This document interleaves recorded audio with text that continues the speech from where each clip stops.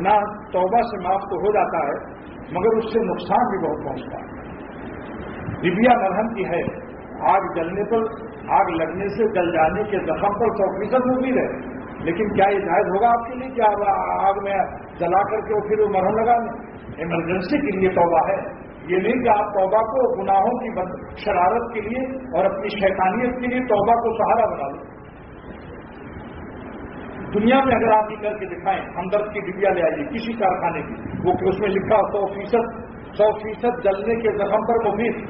यही साहब जो कहते हैं कि क्या बताऊं, तो शैतान कहता है मियां गुनाह कर लो, मजा ले लो, फिर तौबा कर लेना। इसी नालायक से मैं कहता हूं, जितने भी दुनिया के हैं, मैं कहता हूं तुम जरा आग जलाकर हाथ डाल दो, और वो जो 100% गारंटी दी है कंपनी ने, उस फिर मरहम लगा के मामला कर लो। वहां क्यों नहीं करते? अल्लाह ताला की नाराजगी पर तुम्हें क्यों सब्र आ जाता है?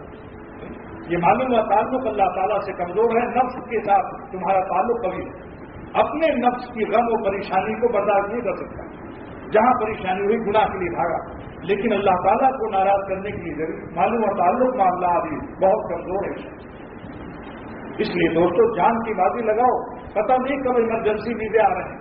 ये इरादा कर लीजिए आज इस मजलिस में कि जान दे देंगे मगर अपने अल्लाह को नाराज नहीं करेंगे। इसके लिए 3 नुस्खा बताता हूं।